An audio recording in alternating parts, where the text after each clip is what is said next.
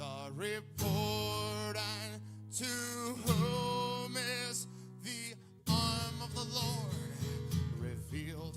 For he shall grow before him as a sapling from a dead tree, and as a root out of a dry ground.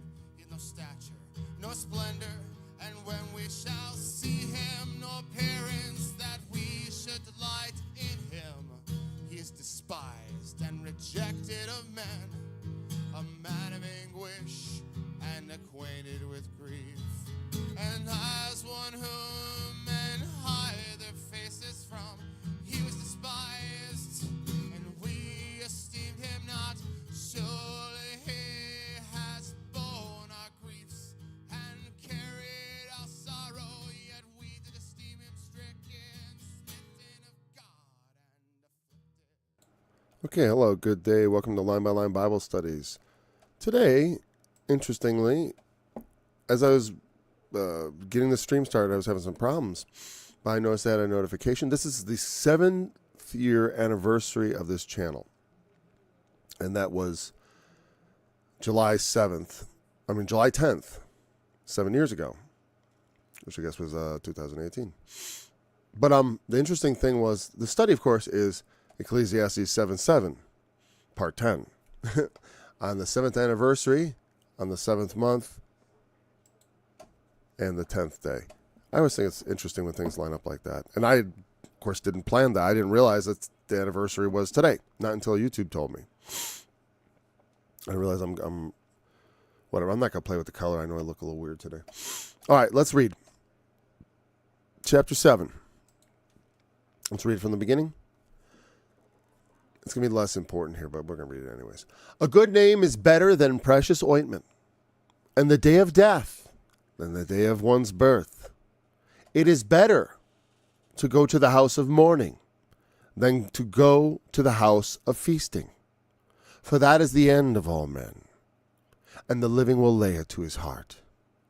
Sorrow is better than laughter, for by the sadness of the countenance the heart is made better.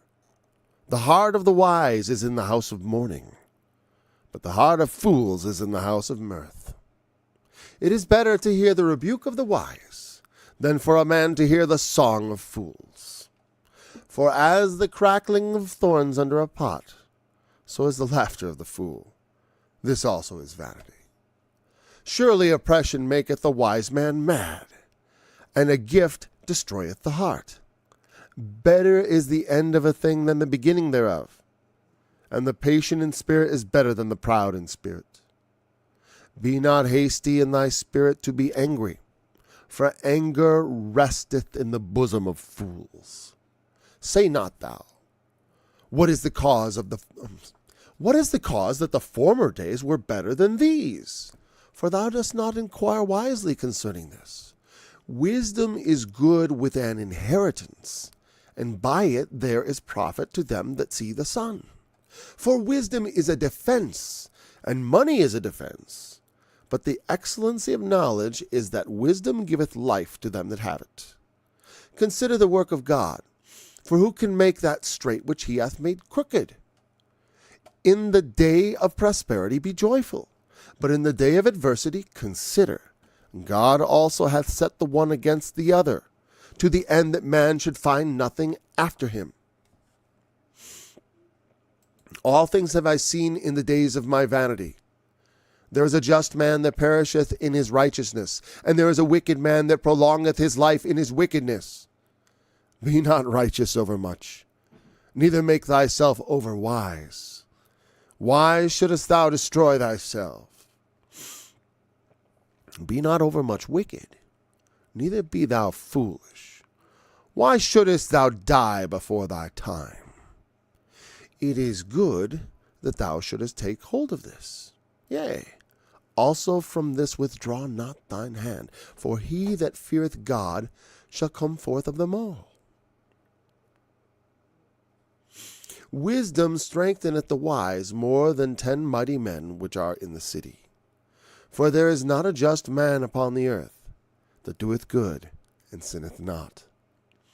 Also, take no heed unto all the words that are spoken, lest thou hear thy servant curse thee.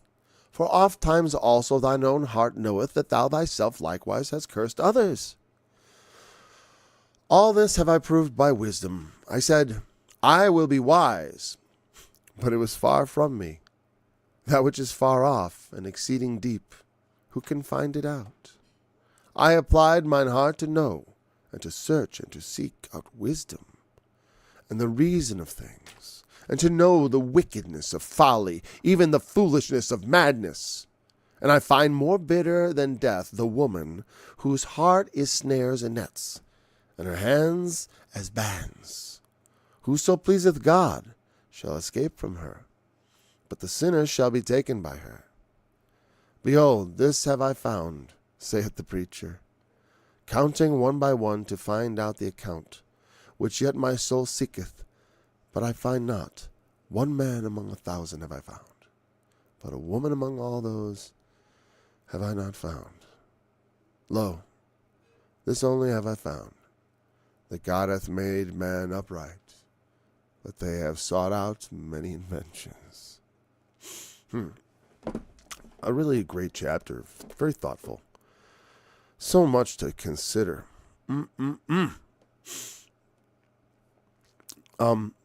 Beginning where we left off. I had another thought about this crackling under the thorns. You know, like I said, laughter, it's, again, he's saying it's better. He's not saying that there's nothing in laughter, but it isn't the be-all, end-all. And there's always a time where it comes around that you're not laughing anymore. You know, say, he who laughs last laughs best. Better is the end of a thing than the beginning. That's almost true of anything. Except, I don't know.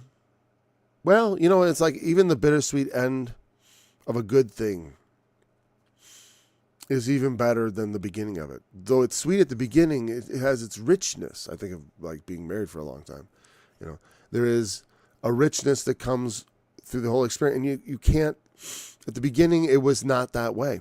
I told my wife when I first fell in love with her, I had no idea how much more I was going to love her later. So, you know, even a good thing, it can be true. You know, these are not always absolutes. You know, wisdom, again, is you use it to apply to things. You don't expect, you know, the wisdom to just, you know, just like with the temptation of Jesus, which I refer to constantly, you know, throw yourself in the temple. Well, you know, that's not wise. That's not wise. And so we have to use it. It's not just like facts and figures. It is something that is practical. And laughter is not as good as, I mean, there has some good to the body, but it is not as good as mourning. Like I said, but don't be sad over much. Just like don't be righteous over, don't overdo things. Like the Apostle Paul said, moderation in all things. Moderation is an excellent characteristic. Except he said, like, except in righteousness. Well, no, wait. Or was it godliness? I forgot. I don't know if he made an exception. Of course, well, because I like to think, like, in some things, no. I mean, it's wise to be moderate in all things. But sometimes fools stick their necks out and get in trouble because they think the truth is more important than, you know, not being overly true to save my skin. It's a wise thing under the sun. Sometimes you have to take what this says in the same way that Jesus, when he talked about, I mentioned this the other day, that the faithless steward who had wasted his master's goods, and then he tried to, the way he compensated for it was he started writing down the debts of the people who owed his master money. I mean, say, oh, how much do you owe my master? 100? Well, write 50. And so he was giving them all these huge discounts because he thought, I'll make these people indebted to me so that when I'm out of a job, I'll be able to go to their houses. And I'll have some place to go and some place to live. They'll be like, happy to see me. Thank you. Well, I have this power. I'm going to use it to make myself a better life. And his master actually commends him in the thing. And Jesus gives an ironic answer, which throws people off. Make to yourselves friends of the mammon of unrighteousness, that they may receive you into everlasting habitations. The children of this world are wiser in their generations than the children of light. To be a true child of light, there's an aspect of wisdom that you kind of toss aside, like Jesus getting crucified. Okay? You know, standing up to the authorities and having them kill you and bearing the sins of the world is like not. It's something there's something unwise about doing something heroic. You can't, you have to cast aside the wisdom that says preserve your life in favor of some other wisdom, a higher wisdom. The wisdom which none of the princes of this world knew, for had they known it, they would not have crucified the Lord of glory. And that's part of the end of the thing being better than the beginning of the thing. The end, just like the beginning of Christianity, the end will be much better than the beginning. I pray. Surely oppression maketh a wise. So we covered 8, but let's look at 7. Oppression make a wise man mad. That means like insane. I don't think that means angry, because that's not how King James would talk. We use the word mad as, are you mad? You're angry? Like a raving lunatic? That sort of madness. Like, it drives me mad. I'm mad with frustration. So it's actually kind of I don't know if that's a euphemism. What's the opposite of a euphemism? Hyperbole, of course. Okay, so it makes wise men pull their hair out and get angry and act like madmen. Or does the act of oppressing make men of great intellect into madmen? That's another possible way you could look at that. So I don't always know exactly which way to look at it, because they'll give you because there's ways you can interpret just a sentence. Even in Hebrews, people will say, "Oh, you need to go to the original language." Oh, we could do that. Maybe we'll look at it a little here, but I doubt there's going to be much. A lot of times, it's like, no, you could read it either way.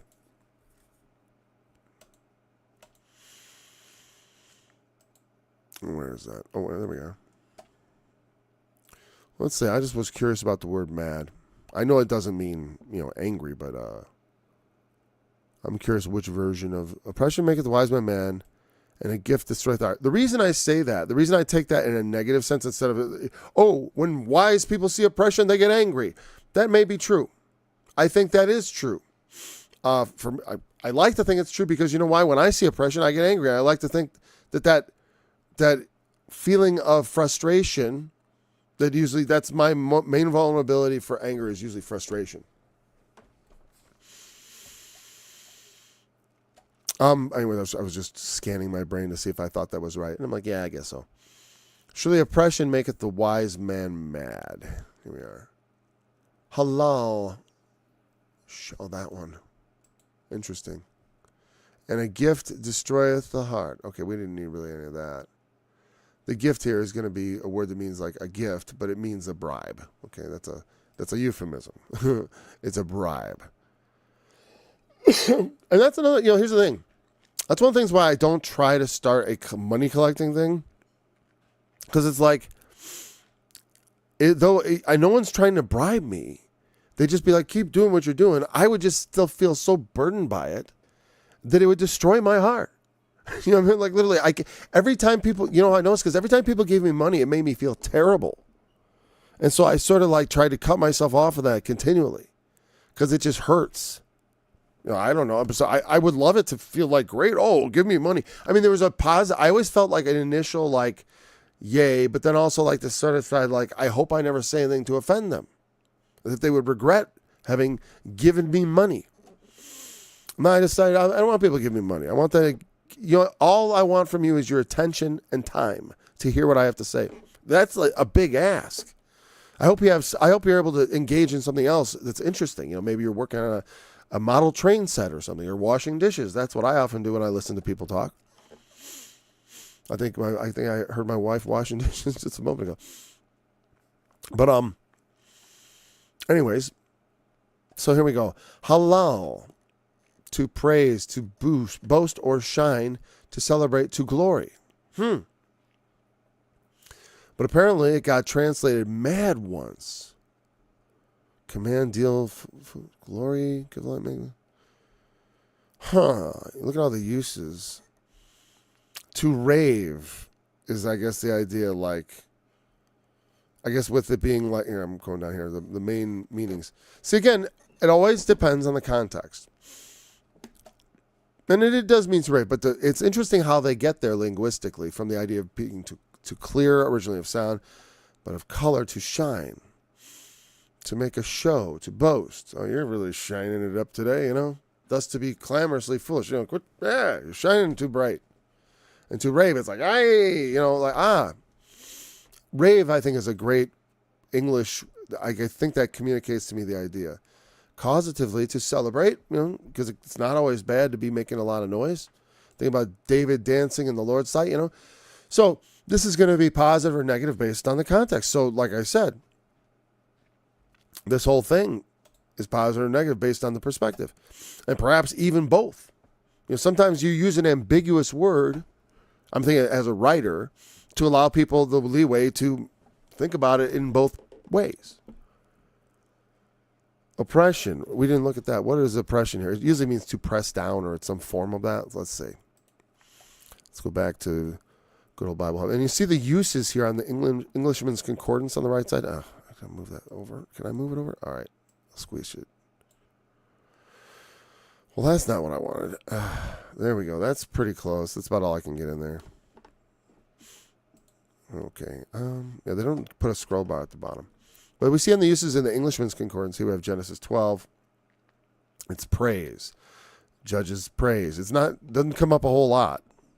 Commended. Interesting. Oh, he saw her and commended her. Oh, interesting. Commended her, but that's about the story about Sarah, or Sarai. When Pharaoh was like, hey. Boast, confession. There's boast. Praised. Boast. Praise. Glory. Praise. How many times is he used overall, I wonder? Oh, a lot. 165 times in the Old Testament. And these are the different forms. I always think that's so interesting. There's so many forms. Okay. Now, again, let's look at it in English, because this is too deep in their language. We have to just accept these basic meanings look good to me. What about the other one? I almost forgot. I just got that's such an interesting word. Okay, verse 7, oppression. So what is the thing that's making them all shiny? Oshek. Cruelly. Extortion, oppression. Injury, fraud, subjectively distress. From a shock, injury, or fraud, subjectively distress, concretely unjust gain. Yeah, usually it can be like actual extortion and oppression. Okay. Yes, injury and fraud. Well, so I think both a truly wise man is disturbed by those things. And of course, if he engages in such things, it makes him into a fool. So I don't know. So maybe the first one makes more sense. But then the next one about the gift destroying the heart. It sounds to me like there's a pairing there that I should be looking for a parallel. That could be wrong. Maybe it's a perpendicular. Sometimes things are. But anyways, all right, let's move on. Verse 7 we have looked at, and I think that's pretty good. Gift destroying the heart. Again, I don't think it's wrong to donate to pastors who do good work and stuff. But keep in mind that they are paid to preach the line. It's like they can't really they can't be any way free to just express how they actually feel, because everyone else, because they're paid to be different. They're paid to be different. It's not a job I think I'd ever be interested in. People are like, you're my pastor. No, I'm not your pastor. Sorry. I wish you had a good pastor to have. It's not me. This made me think of that Johnny Cash song. It ain't me, babe. No, no, no, it ain't me, babe. It ain't me you're looking for. Nope. This is a Bible study. We're studying the Bible. I like to give good advice on how you can pastor yourself, because ultimately, it's our relationship with Christ. You don't want some man standing between you and Jesus. It's good to listen to good teachings. Yes. And these are free, so help yourself. And they're not all great, but it's like I do my best. It's good to listen. But be not hasty in thy spirit to be angry, for anger resteth in the bosom of fools. Again, we can make ourselves like the things we hate by giving into the same impulses. Even if, because again, a wise man can get angry. He might see oppression and get mad, right? But you can't be hasty about it. A wise man takes that anger and he's going to go, I'm going to kind of learn how to hold that down a bit and not react. And I'm going to take the anger and I'm just going to turn it. I'm going to say, why, because I try to understand when I make other people angry. That's important to me because the triggering and stuff, and to understand how very often, as far as in personal relationships, anger is a byproduct of misunderstanding. And on the internet, there's a lot of anger that comes from a lot of misunderstanding and from presumptions, and people don't know each other. And they like to categorize people. It's like, oh, this guy's an atheist. This guy's a Christian. This guy's a that. And when you get to expect certain things from them. But this is a barrier to communication. You can't have actual relationships with people like that. And that's why things online are not real in many ways. I mean, it's not a real interaction. You're both talking past each other at approximations of who they think you are. I mean, I've experienced this so many times.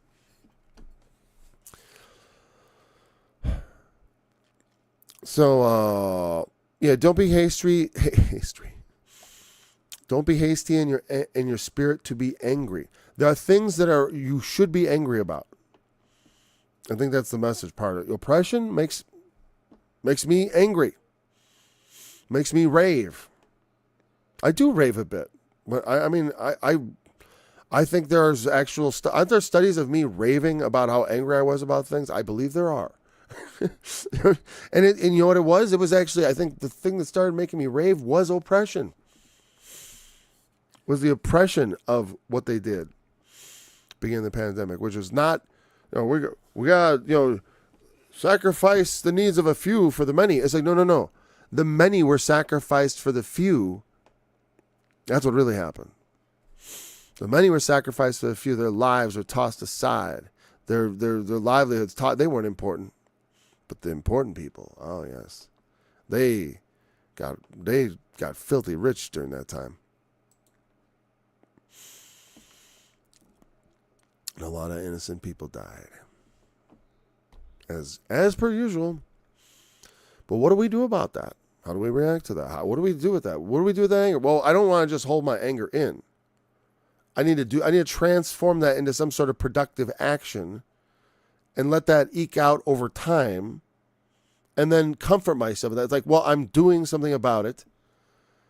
I can rave right now. I can act out my anger and be angry and lash out at people if I want.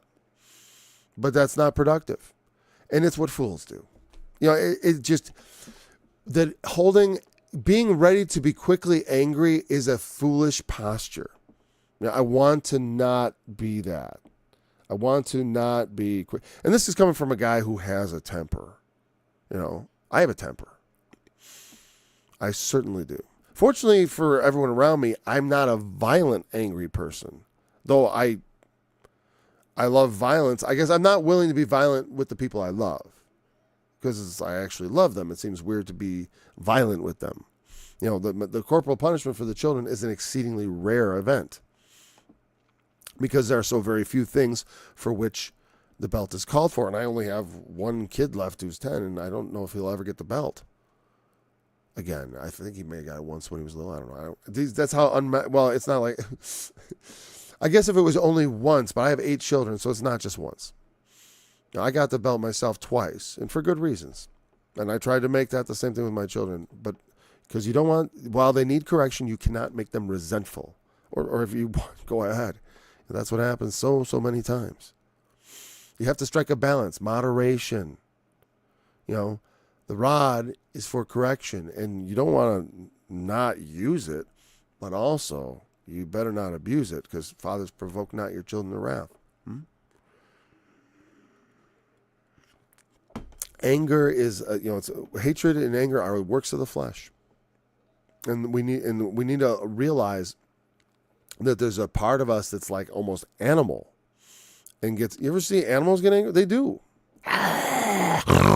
They get angry. but they're not reasoning, and neither are you when you're angry. You're not reasoning. That's why I always say God doesn't really get angry. It's the way he expresses himself towards us. So, because we can understand anger. So, oh, you get angry? That makes you angry? It's like, well, not really, but so you can understand, yes. You know, I when he was Jesus, now could understand the feeling of anger because he felt it. He had a body, like our body.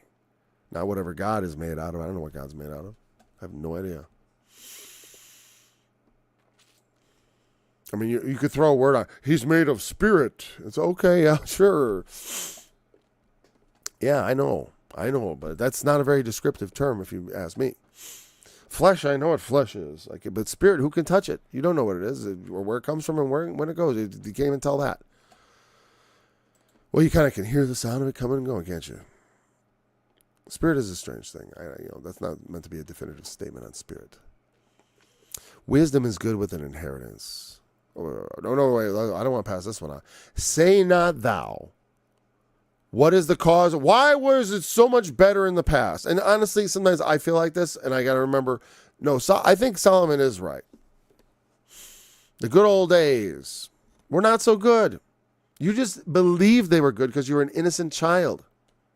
Everyone's childhood time seems so much more innocent, so much more, but it wasn't really so. That innocence is an illusion that children have about the world. As you grow up, you become aware of how things are. And like he says, they were better and they were worse. Like I said, people in the 30s say they were happier. Why were they happier? But he's saying don't bother. Why were the people could we make it like it was back then? We can go back in time? No, we have to go forward. We have to go into the future. There is no going back to the past. That doesn't ever happen. Never in history.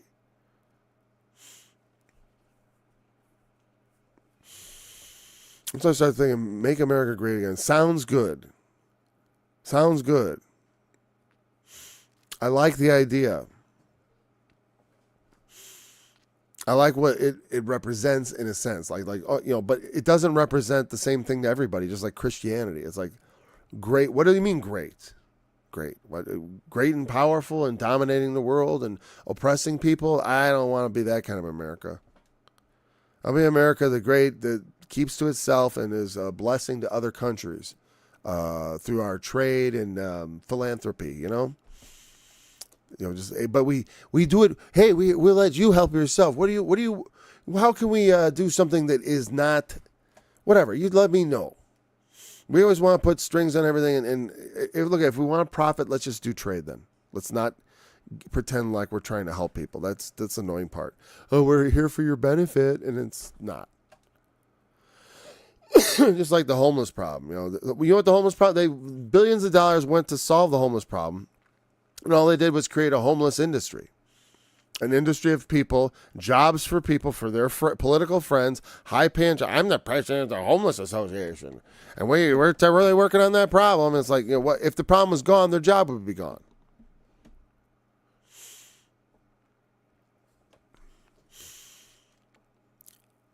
Again, he says, why was the past better than now? I agree in a sense of but it's not wrong or anything. It's just that you're not sniffing in the right direction. You know what I mean? There are interesting things. Navel gazing is always endlessly fascinating. To look into the past and why. I was a history minor and political science major in college at the University of Illinois. Very briefly, but I love history, and we should learn from it. But again, the good old days fallacy is just the result, I think, of being more innocent. And we always look to the past with some sort of, even as adults, when we should know better, we still look to the past, and we think it was nicer. But it wasn't altogether nice. A lot of rotten things happened in my youth while I was going through my innocence. I remember someone asked me the other weekend, like what time could we go back to in American history that would be like where it would be, where we could go back to that point and then we'd be good. I'm like, we can't go back. That's not you couldn't pinpoint it, because wherever you go, you'd end up where we are now again. You know what I mean? I don't want to end up where we are now again. So let's not go back and just do the same mistake again. You go back and you learn from the past. You don't think that they're better. You see, it's like, what was better about the past? What was worse? You know what I mean? That wistfulness, it's the same thing as like the house of mirth. You know what I mean? It's like, it's being too wistful about the past. Living in my glories of the past. Oh, they were so much better. I don't see a lot of wisdom in there. Wisdom is good with an inheritance. If you have an inheritance, it is good to be wise, to have wisdom along with that inheritance.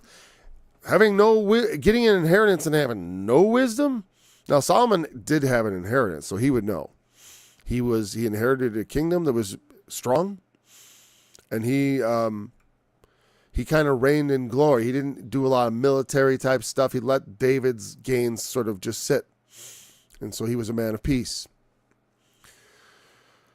Before the rot set in. Well, the rot. They immediately after his death, his son got into a civil war. So that'll mess up your kingdom and weaken it. So that might very well happen to Israel itself these days, because they're always in danger of tearing apart. Because they, just like us, they have a lot of divisions. One thing they're not divided on very much, though, is there's a lot of support for expelling the Palestinians from their lands, from the Palestinians' lands, not even from the place where the Israelis are. They want to expel them from the lands that they're supposed to be in. Say, well, good riddance. It's like, there's a lot of reasons people are fighting. But anyways, we have to move forward into the future. We can learn from the past, but we don't want to repeat it. We don't want to go back and say, well, that was a good time, so let's go back to that. Nah, I don't believe that. I certainly don't. Wisdom is good with an inheritance. You're like, oh, we'll go back to the 50s. That's like, oh, we'll go back to that naive period that led to what happened afterwards. It's like, what? I don't get it. Let us add to what we've learned from our prior mistakes and move on and realize what we're living out. Our country is kind of out of control in the world and going about like a wild beast, doing things that it would not. Wisdom is good with an inheritance. Wish the people that inherited our country would act wisely with it. It's a big, powerful, strong country, and it could, we could have ushered it, after the Soviet Union fell. I was really prepared to enter into this golden age, of peace and world. It was like, for a split second, it almost seemed real. For a split second, I thought it was going to be real. And then they let 9/11 happen, which is what happened. They let it happen. Whether it be a combination of incompetence and institutional, there's a lot of reasons, but I don't think someone was like, like the president was like, I'll let it happen. No, there's too much going on. They needed something like that, and they reacted to it exactly as planned, which was to institute these Patriot Acts, Real ID, all this stuff they want to do to control everyone. That's good luck. I will not submit. No. Anything that even smells like a mark of the beast, you should stay as far away as possible. Anything. And so, well, it's probably not really. It's evil enough. It's evil enough. It doesn't, evil should be eschewed no matter what. Do not participate in these evil schemes as much as you can. And they want to shove it down all our throats. Okay. By it, there is profit to them. If you have wisdom and an inheritance, boy, you can profit. For wisdom is a defense, and money is a defense. You have a double defense. That's the name of Egypt in Hebrew is Mitzrayim. I may have I don't know if they'd say it like that. Mitzrayim in English. And it means double defense or whatever, plural of defense, because they had a well-defended land. They had that very narrow, Red Sea area, and there was a lot of marshes. It's very difficult to traverse that, and so they had that. And you could always meeting an army there. They could prevent an invasion, or they had this potential. You'd have to be pretty strong to take Egypt, and of course to the west they have the desert, so there's no real threats there, and then so on. For wisdom is a defense, but money is a defense. These verses almost need no explanation, right? Money is a defense, yes. Like I said, I've sort of lived my life kind of defenseless. It's interesting. It's stressful.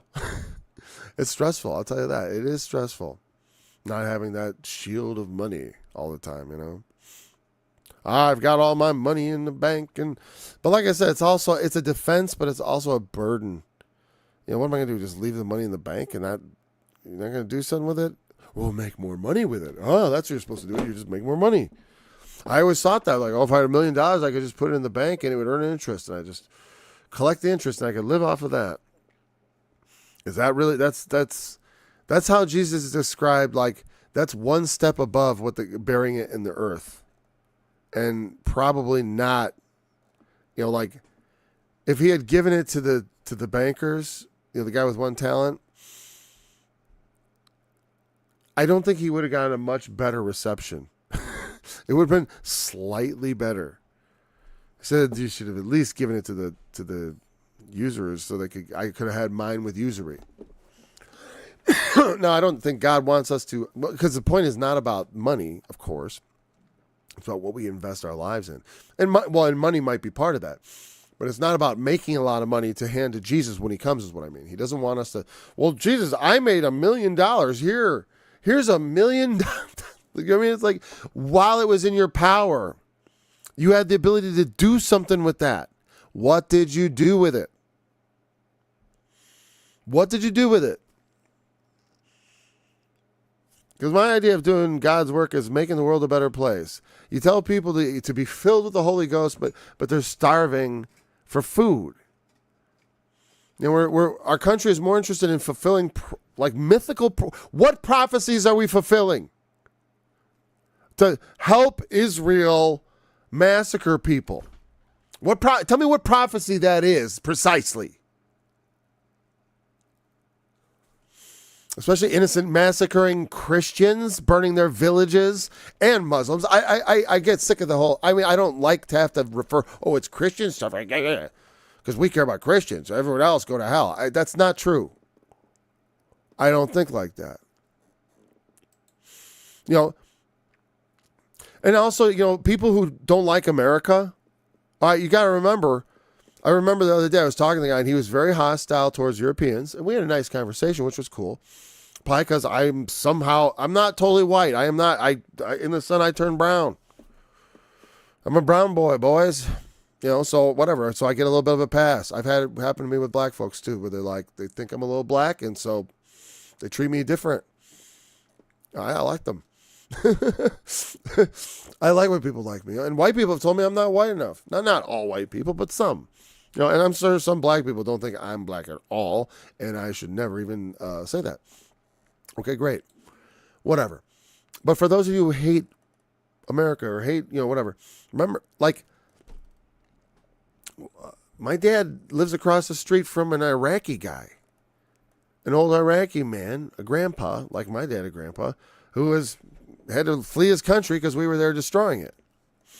And if you attack America, you might just be killing an old Iraqi grandpa, which is pointless. All this murder and mayhem is really we should stop it, or we'll all be destroyed. If we want to fill the world with violence, we'll all die. Is that what we want? Because I tell you, we're not invincible, America. We have weaknesses.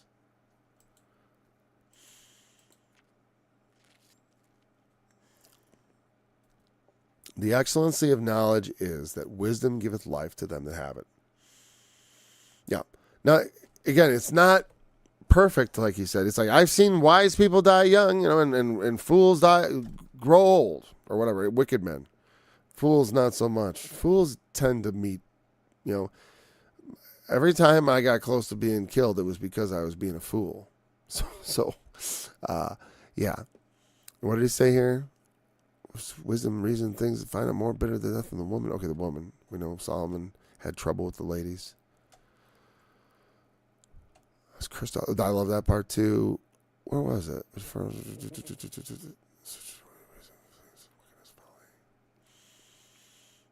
Oh, it was down here. Why can't I find that verse? Probably because my eyes stink. I guess it was just about to come. Yeah, well, here it is. Isn't that it? No. That's somewhere in the middle then. Oh, yeah, here it goes. I've seen all things in the days of my vanity. There's a just man that perishes in his righteousness, and there is a wicked man that prolongeth his life in his wickedness. Yeah, because there's, again, sometimes they hate you for your virtues. Like, not just that he died. I mean, you can just die for no reason, in your being righteous. That's one way of looking at it. But also, you can die because of righteousness. Because you insist on doing what's right, because you insist on the right thing. Sometimes even just saying the right thing. Speaking the truth. Yeah, I was just coming right ahead. The excellent wisdom gives you life. It is a way to prolong your life, for sure. Behaving wisely. That's what I was saying. There's a wisdom, and by it you will prolong your life. You will not do things that offend reality, like jumping off buildings because you think God's going to send an angel to rescue you. That's wisdom. I know the Lord, just like drinking poison. So look, I believe in God, and that, someone could try to kill me and poison me, and that if God wants me to live, it might not succeed. I have that hope that perhaps it might not succeed. I know it might succeed. A lot of, so I get annoyed when I go to church and they're like, oh, the lions can't eat you with nothing. It's like, well, a lot of Christians got eaten by lions. The 3 Hebrew children in the fiery furnace, they didn't get burned in the fiery furnace, but other folks got burned alive. A lot of Jews got burned up in the Holocaust. So not always, apparently. He might. I'll take that. I'll take it. Because I believe in doing what's right, even if God isn't going to rescue me. But I believe he will in the end. But I don't think that the necessity is, to me, the fear of the Lord. Well, it depends on who you are and where you are. Let me see. Wait, are we at the fear yet? Because I don't want to. No. Let's go, instead of dipping into the fear of the Lord, because that's coming. We may get that at a different study or at the tail end here. Let's look at this next part. Consider the work of God. For who can make that straight which he hath made crooked? I'm not sure how that connects, though, to the previous verse. Wisdom giving life, and then like his next point being consider the work of God.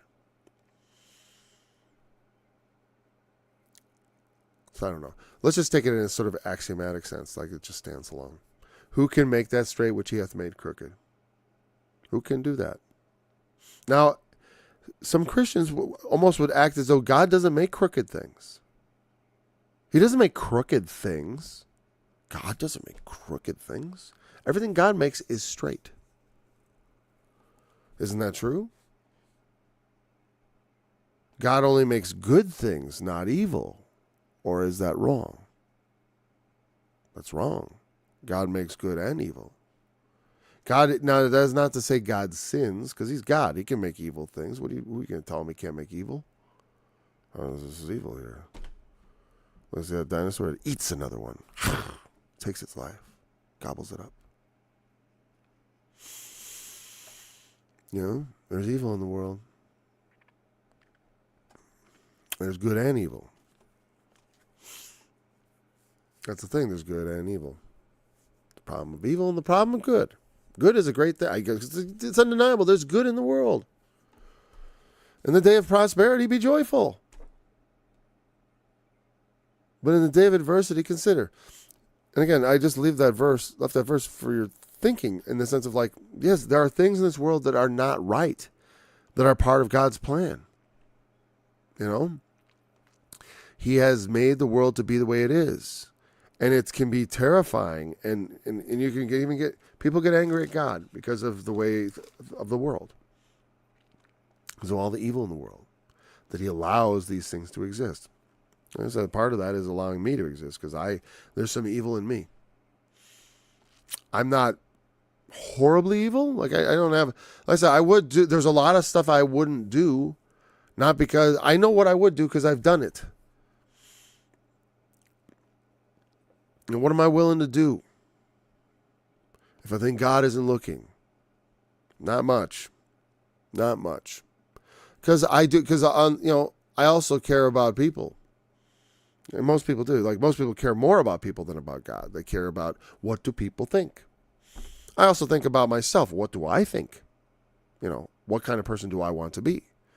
So there's a lot of things I would do. This just like, if I didn't think God existed, I would pretty much continue living my life exactly as I do. I don't know if I certainly do believe God exists. I've said that many times. I still believe in God. I do. I don't have the greatest faith in the world. I always have to wrestle with doubt. But I do believe. Yes, sir. The work of God, for who can make straight what he hath made crooked? That's the thing. It's like, that is the way reality is. See, people want to sugarcoat everything and candy coat. It's like, oh no, God only makes straight things. God only does good things. It's just, no, they want to call him a sinner for doing something evil, but he's not. No. Because that implies he had missed the mark or something. No. When you're talking about God, you're talking about something that's beyond us. They always want to judge God as a man because he became a man and dwelt among us so that we could become his sons like him. That's the whole point, is to become like Jesus. That was the whole meaning of the idea of being a Christian in the first place. Of course, it doesn't turn into that. Christian is someone who believes that God raised him from the dead, and that nothing else matters. Okay, that's a weird Christian. Consider the work of God. Yes. On the day of prosperity, be joyful, but in the day of adversity, consider. There's just because, why are things wrong? It's like, you can get caught up in the hard stuff. I have, all right, in the trouble. But instead, you should consider, think about it. There was prosperity, and now there's adversity. There's one against the other, to the end that man should find nothing after him. What's that mean? Because that's very important. Like, why? So let's see if we can get a better answer from a different translation, maybe. Because that did not. Let me look at it again here. God has also set the one against the other, to the end that man should find nothing after him. Yeah, what they mean by after and what is meant by him is really key here. So I'm, again, we'll look at another translation, but that doesn't necessarily mean they're right. Let's see. Who can straighten what he has made crooked?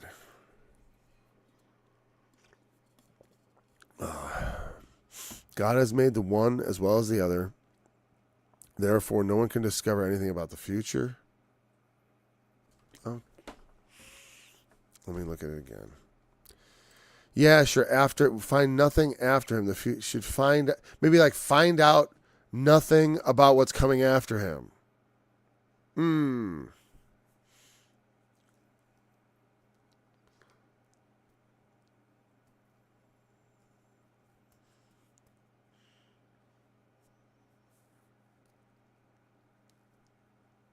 I don't know. I'm sorry I went silent there. I was like thinking about it.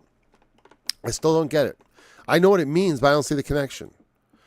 That setting adversity and joyful, that there are these two things, and the purpose being, or therefore, maybe to the end is not a good translation. It's therefore. Well, it's still therefore. It's the same thing. I'm looking back at the King James.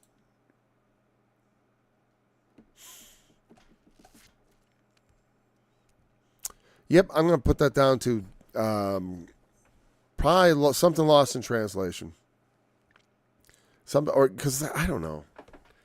Like, I'm not getting it. I'm not getting down that verse, that part of that verse. I accept that there's adversity and all that, of course, and there's good times and bad times. But how that keeps me from seeing the future, I can't see the future no matter what. But how the interplay of adversity, but I think it basically was saying, rejoice while you're in good times. And then in bad times, think about it. Did you see that coming? That kind of makes sense to me. Like, did you see that coming? You know what I mean, right? You can't see it coming. Sometimes. I'll tell you what. One thing about Solomon, he was a wise man, but not a prophet. And having studied the scriptures, and especially the prophets, over and over and over again, and recognizing the patterns of men's behavior and the nation's behaviors, and when things go the way things go, it becomes like when it comes to big things, it becomes kind of predictable. But humanity, mankind that is not non-profit regular people, no. The kings and the princes, no. The presidents and the prime ministers, no. They have no idea what's coming and what's about to hit them. They are in denial. But I watch them walk like fools. And when people walk like fools, they find out what happens with fools.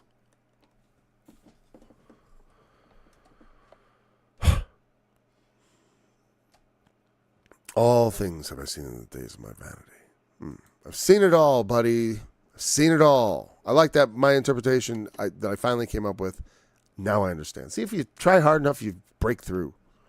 Sometimes. Well, the Lord helps. When you in the way He helps, it's because God does not work miracles all the time. He will occasionally, but nothing that's gonna. Very few things that are going to make it so you don't have to do the work, the spiritual work. Like I have to pound it into my brain over and over again. The words, the words, the words. And then I see.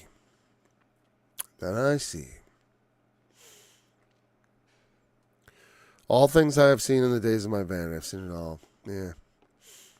I mean, I understand what he's saying. I haven't seen it all. Definitely not. There's a just man that perisheth in his righteousness. There's a wicked man that prolongeth his life in his wickedness. This is so unfair. How can this be? Life is not fair. Why doesn't God make everything work out right? I think part of the reason is in this world, you're supposed to be confronted with an unjust world, a seemingly unjust world. I think God will make it. He will justify it in the end. You'll take that for what you may. Because here's the thing: if there is a creator, he does have to. He has to have a purpose for all this. You can't just throw people into the meat grinder like that. There's got to be a purpose. And so, of course, I believe there is a purpose. I'm trying to hunt out what that purpose is. And of course, we don't really know. But by way of hypothetical, you think your way through it, and you look at the scriptures, and what do they say? Because we have a lot of ignorance. That God has to judge the world. That's what Solomon. God, I know there's a time for everything, and God's got to judge it. Because if he doesn't, there's no fairness. And God, at minimum, if he exists, would have to be fair. Right, at minimum. And that's what the scripture teaches. That's what Jesus taught, that God was fair. Now, when the parable of the talents.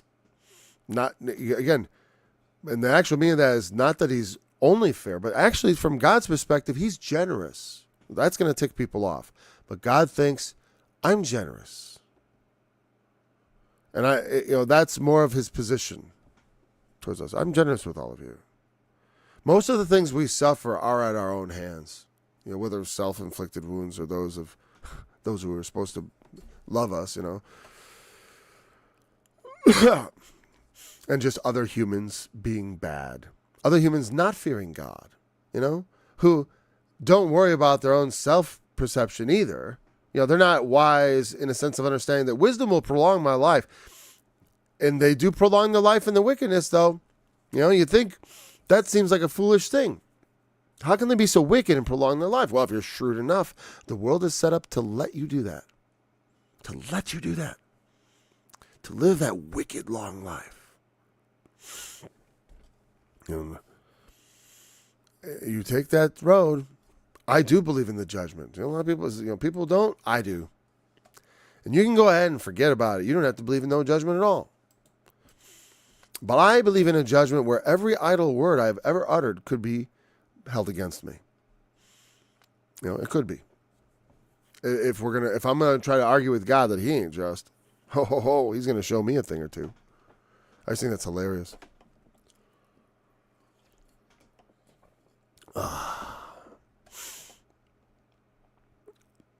But yeah. The main thing, because like I said, I think the world is a test, and like I said, if we're Christians, we claim to have the brightest light of all. And it's a shame that people in the name of Jesus are spreading so much darkness, whether it be this support of a genocidal regime, a racist genocidal regime, and also bigoted against, not only, that's mostly racial, I guess, because they don't discriminate between Christians and Muslims, that's for sure. And I'm sure if they're Arab atheists, they don't care either. Yeah, you know what? There are a lot of Arab atheists being killed over there in the Gaza Strip too. For those atheists listening. So I'm saying people are spread out. We're all gonna suffer. We all live on the same ball, and despite the desire of some to get off, there's no way out right now.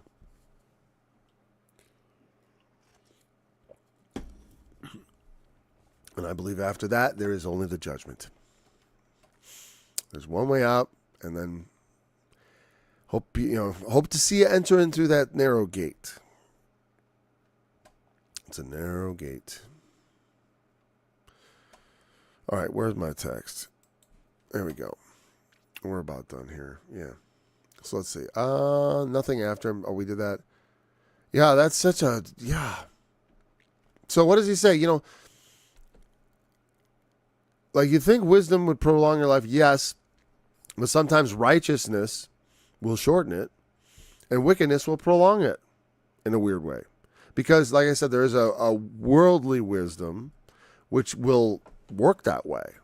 Like, if I kill these people, I could take their stuff and I'll become rich and I can retire. And it's like, and God might let you get away with all that. And then show you what could have been right before he snuffs you out. Yeah, I'm not interested in keeping someone as wicked as you around. What are you kidding? I don't even know if they'll get that speech. Maybe they'll just, because like the Isaiah of the resurrection, I've often wondered, why bother even bring them back? Who cares? But, if but you know what, for a lot of people, seeing the wicked, knowing that the wicked will have to face a judge, a righteous judge in the end, is a comforting thing. That is a comforting thing. It helps me with my anger because, one,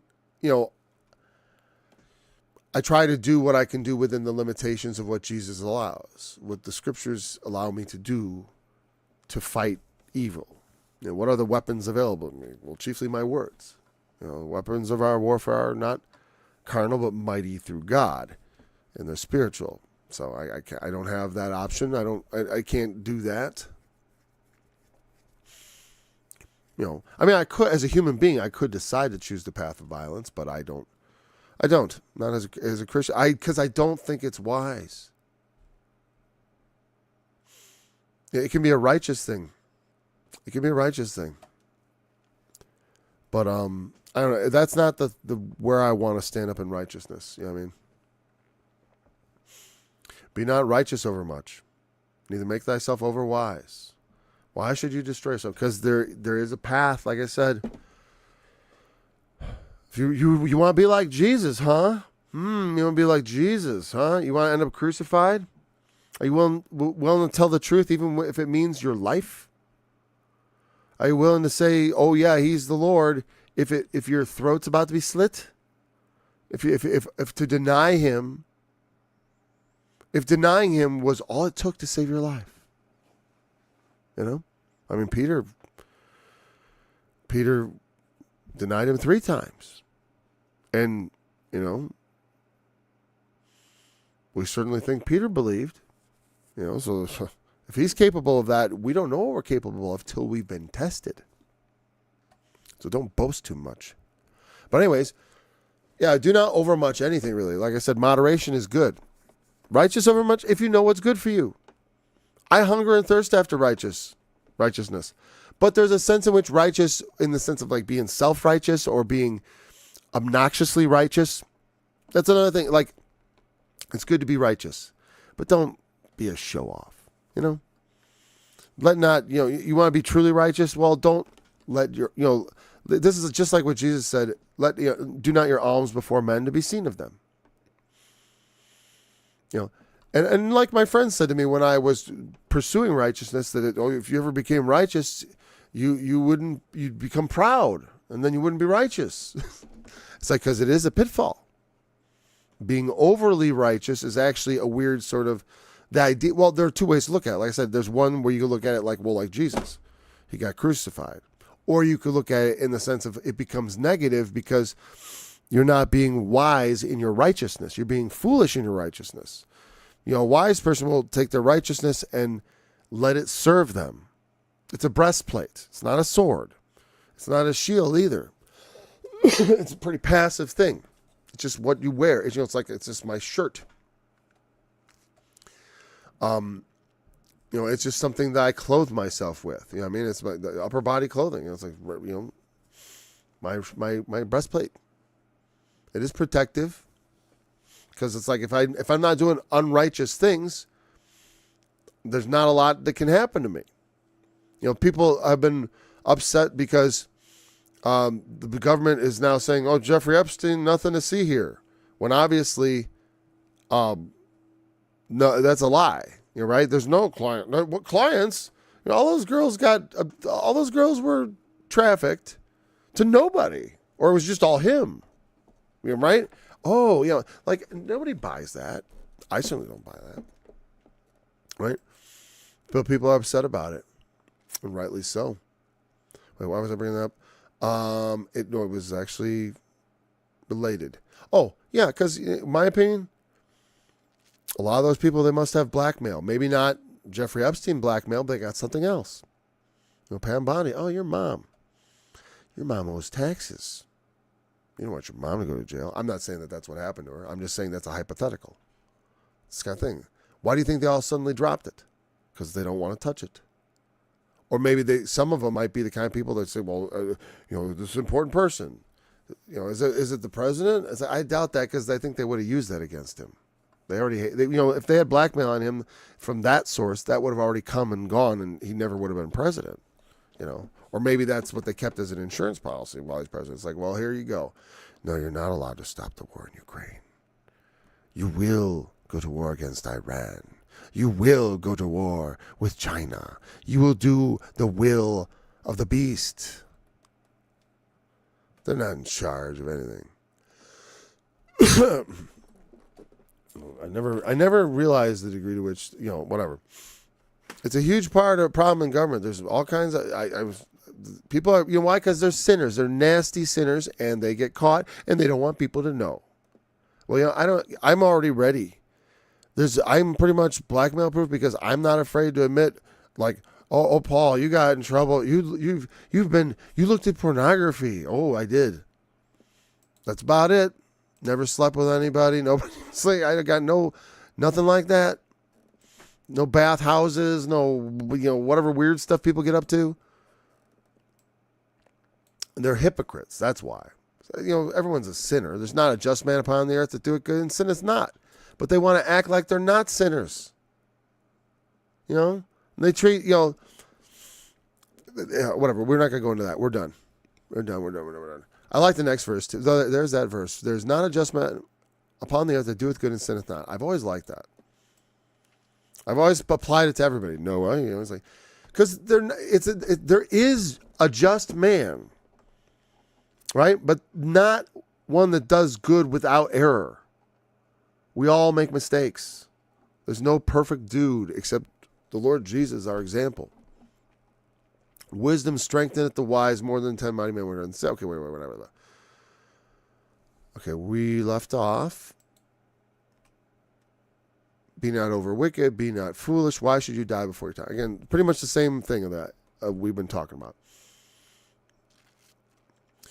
You could, neither be foolish. Doesn't say over foolish. Don't be foolish at all. Foolishness. And what about over wicked? I didn't talk about that much too. Be not over much wicked. Well, because here's the thing. I've sinned, right?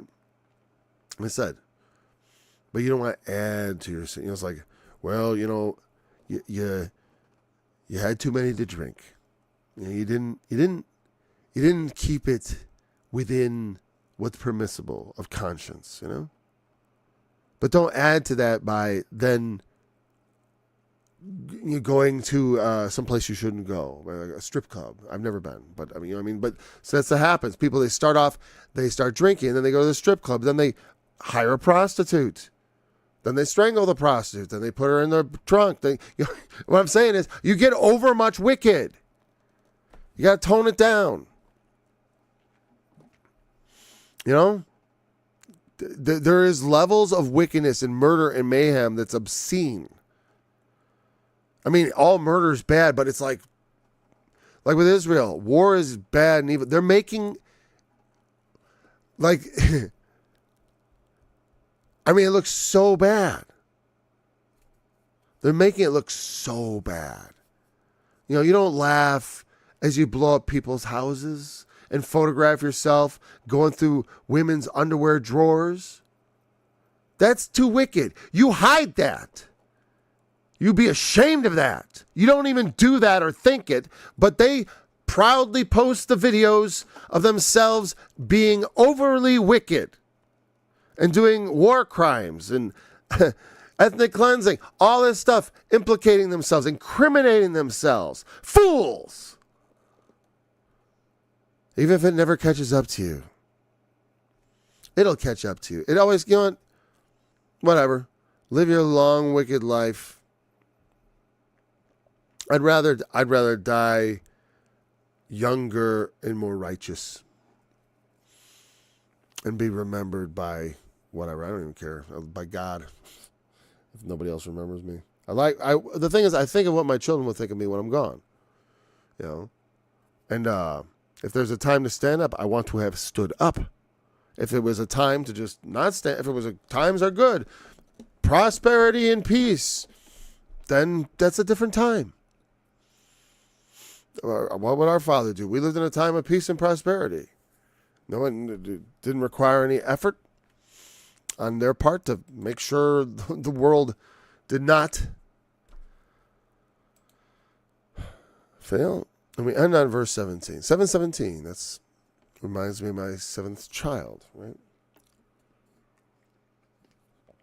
Born a week from now. On 7:17 at 17:07. That's 17:07 is 5:07 o'clock on that clock, on the 24-hour clock. I remember looking at the thing and I saw those sevens. I'm like, wow, this is neat. Just like today. Today's Bible study is brought to you by the number 7 and the number 10. Until next time, remember the testimony of Jesus is the spirit of prophecy, and he is the fulfillment of the law. Who has believed our report, and to whom is the arm of the Lord revealed? For he shall grow before him as a sapling from a dead tree, and as a root out of a dry ground. He has no stature, no splendor, and when we shall see him, no appearance that we should delight in him. He is despised and rejected of men, a man of anguish and acquainted with grief, and as one whom men hide their faces from.